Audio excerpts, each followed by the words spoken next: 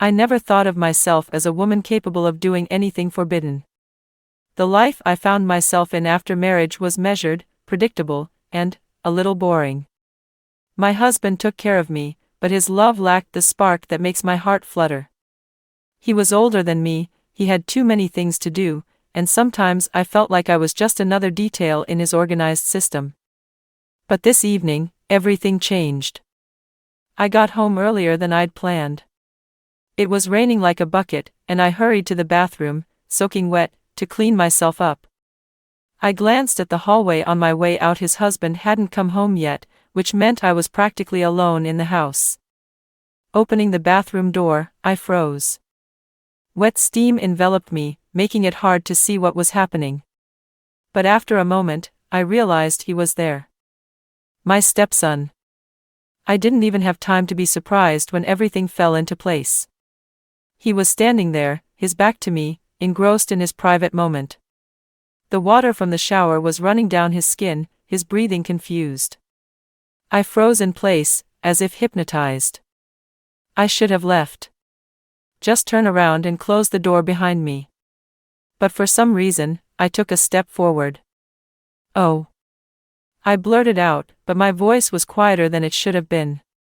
He turned around sharply. I saw his face change from confusion to fright, then to something else. His breathing hitched and his gaze literally burned through me. "I'm sorry, I didn't realize you were here," I tried to say, but my voice treacherously shook. He was silent. For too long. I could feel the air in the room heating up. I could have sworn I could hear the water droplets dripping off his body, hitting the tile. I should have done something, walked away, apologized, laughed and turned it into a joke. But instead I took a step back, and didn't close the door. Why? I didn't know. He kept looking at me, as if he expected me to say something else. But I just stood there, unable to look away. "It's okay," he finally said, voice husky, quiet, almost intimate. I gulped. Something inside me trembled, mixed with excitement and a strange feeling of temptation. "No. This is wrong. Do you need a towel?" I asked, trying to pull myself together. 1 second of silence. 2. His lips twitched in a barely perceptible grin. "If you feel that way." His words sounded like there was more to them than that. I hurriedly turned around and grabbed the nearest towel, feeling the blood throbbing in my temples. As I handed it over, I accidentally touched his hand. For a second, the world stood still. I felt the warmth of his skin, the wetness, the tension in his fingers. He didn't pull his hand away. And then I realized this wasn't just an awkward situation. This was something that might have gone beyond normal boundaries. I jerked my hand away sharply and hurried out, slamming the door behind me. But even in my room, even hours later, I could still feel that look, that strange current running through my skin. I closed my eyes. It was the beginning of something I couldn't stop. Something had changed after that night. I tried not to think about it. I convinced myself that it was just an awkwardness, a mistake, an accident that should be forgotten. But my body remembered it, the look in his eyes, the tense air between us, the strange sensation of standing on the edge of something forbidden. And he remembered, too. I felt it the next morning. Going downstairs to the spacious kitchen, I habitually took a cup of coffee, enjoying the silence while my husband was still asleep. Suddenly there were footsteps behind me. Light, slow. I didn't turn around right away, but something inside me clenched in anticipation. "Good morning." His voice. Calm, but with that subtle note that sent shivers down my spine. I pretended like nothing was going on. "Good morning," I replied, trying to sound familiar. He walked to the refrigerator, but I could feel him watching. Intently. Longer than he should have. "How did you sleep?" It was an innocent question, but his tone made me tense. I turned around. He was standing next to me, surprisingly close. Barefoot, wearing only sweatpants and a slightly wrinkled t-shirt. his hair still damp from his shower. I remembered, no, I shouldn't think about that. Okay, I lied. We stared at each other for a second, too. I caught myself clenching the cup tighter in my fingers. You're acting weird, he said suddenly. What? I raised my eyebrows, trying to sound nonchalant. You're avoiding me, he bowed his head slightly, as if studying. I laughed, regretting it immediately, too nervous, unnatural. Me? No. He stepped closer. And if I do? I froze. It was a game. He was testing me. Testing my boundaries. My boundaries. I turned back to the stove, pretending to look for something on the countertop, but I knew he was still standing there. A warm wave of his breath touched my neck, and I felt a shiver run through my body. I had to leave. Immediately. But I stayed. He hasn't stopped since. It was as if he was there on purpose, in the kitchen, in the living room, in the hallway when I walked by. He stared for long periods of time, sometimes too long, sometimes too close. I could feel it even through the walls. One late evening, when my husband was already asleep, I went into the living room to turn off the light. In the darkness, I didn't immediately notice him. He was sitting in an armchair, legs stretched out, staring intently. You're avoiding me again, he said quietly. I bit my lip. You're imagining things. He didn't answer. But as I walked past, his fingers slid casually or not quite into my arm. I didn't stop. I didn't pull away. I pretended I didn't feel anything, but my heart was pounding frantically in my chest. Something inside me was starting to break. The game went on. And every day I realized that I no longer knew who was winning. I'm going to pause for a moment. Write in the comments where you're hearing this story from, whether something similar has happened to you, or maybe you've witnessed unexpected situations that changed the course of events. It will be interesting to hear your thoughts. Don't forget to subscribe so you don't miss the sequel. As I continue. My husband was staying late at work more and more often. It was convenient, too convenient. I got used to his short calls late in the evening, his voice devoid of suspicion. Don't wait up for me, go to bed, he'd say. And I nodded, knowing it was going to be a long night.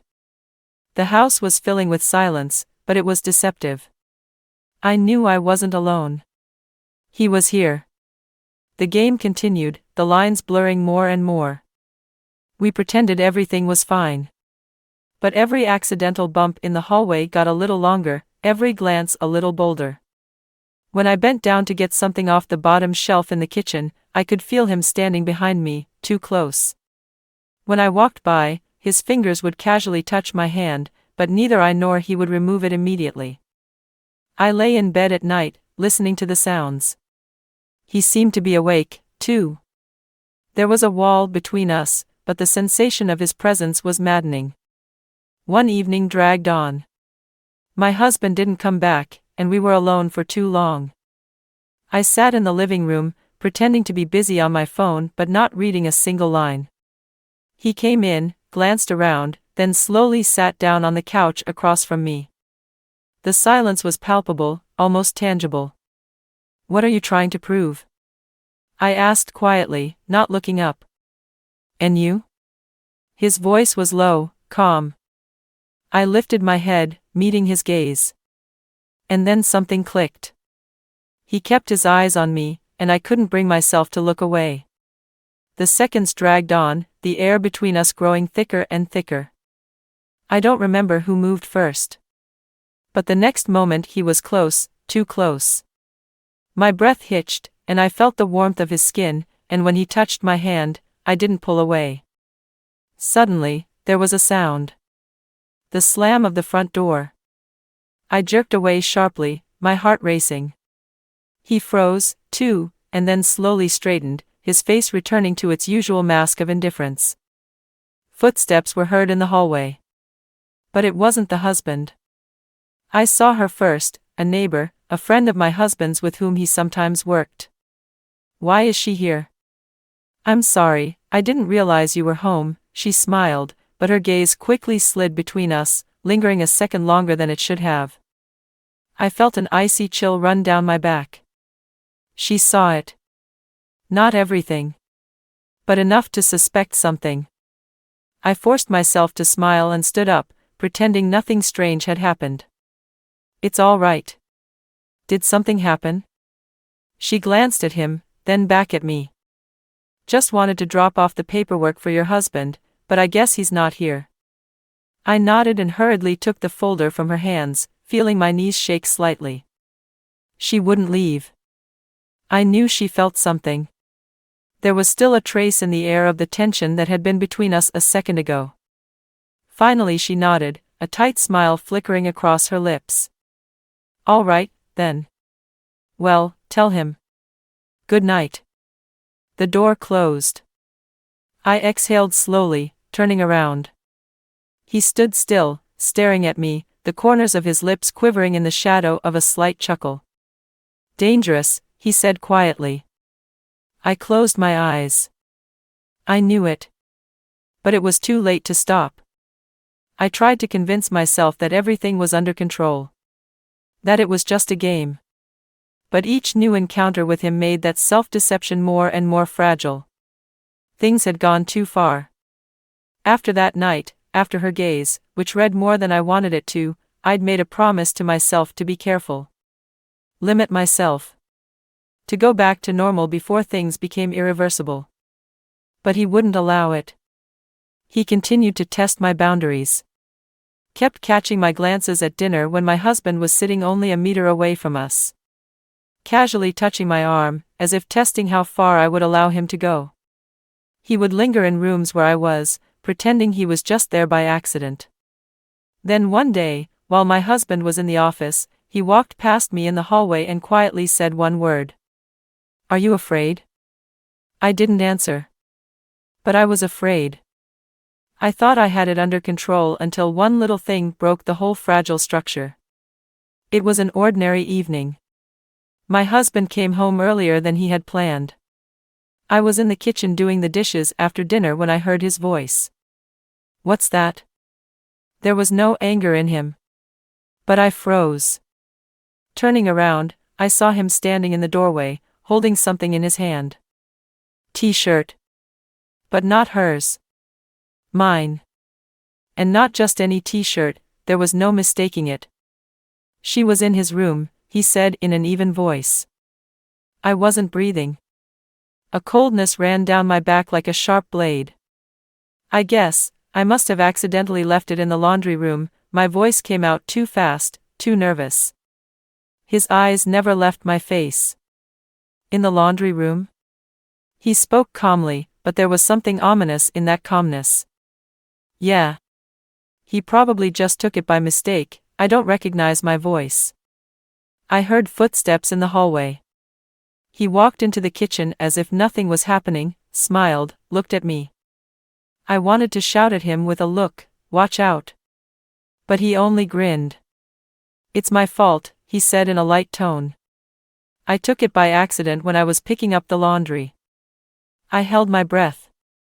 My husband looked at him, then shifted his gaze back to me. The silence lasted an eternity. Okay, he finally said. Pay attention. He threw his shirt on a chair and walked out, leaving the two of us in tense silence. I turned to him. Did you do that on purpose? He shrugged slowly, his gaze was confident, too confident. It makes things more interesting, doesn't it? I felt everything inside clench. I've gone too far. But I was scared to admit that there was nowhere to retreat to. I knew it couldn't go on forever. Every game comes to an end sooner or later. The only question was who would win and who would lose. After that night when my husband found my thing in his room, everything changed. He looked at me differently now. Not suspecting, but sensing something. I could see it in his gaze, in the way he sometimes kept his hand on my waist a little longer than usual, in the way his silence grew heavier in the evening. But he didn't ask questions. And the one who should have been more cautious, on the contrary, became more and more courageous. He was no longer playing at chance. Now they were deliberate moves, a test of strength. When my husband left the room, he would enter. When I sat in the garden, he would appear beside me, not saying a word, but making me feel that I had nowhere to go. I tried to resist. But it was too late. One evening, when my husband was late again, I stood at the bedroom window, trying to convince myself that everything could still be fixed. That nothing was wrong. That we hadn't gone too far. Suddenly I heard quiet footsteps behind me. I turned around. Him. Suddenly. No warning. The door closed behind him. I opened my mouth to say something, but he took a step forward. Does he know? His voice was quiet, but there was a certainty in it. No, I swallowed, my heart pounding furiously. But he could feel it. He smiled with the edge of his lips. Then it's just a matter of time. I closed my eyes. We can't. We can already do anything. He moved closer. You know that. I could feel the last barrier crumbling. But just at that moment the door swung open. I recoiled. On the doorstep stood my husband. I've never seen him like this. Eyes cold.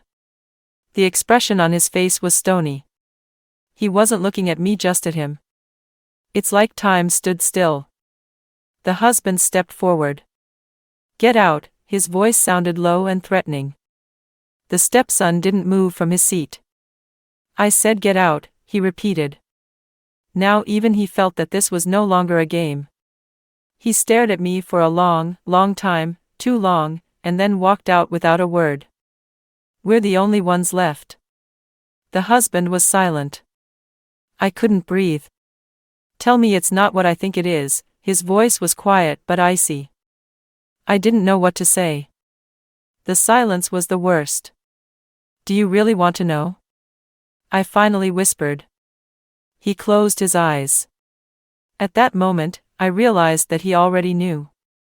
And it wasn't his reaction that scared me. It was because I didn't care. That night, I made a decision. I didn't stay. I didn't go to him. I walked away from everything. Because some boundaries, once broken, can no longer be rebuilt. Write in the comments what you think about this story. What would you do if you were in the heroine's shoes? Have you had similar moments in your life when you had to make a difficult choice? Your comments are very important to me. I read each of them with great interest. Don't forget to subscribe and give me a like so you don't miss out on new exciting stories. It helps me create even more interesting content for you. I appreciate each of you and am grateful that you spend time listening to my stories. Write the phrase, boundaries not to be crossed, in the comments so I know you're listening to the end. Wishing you a wonderful day and only good decisions.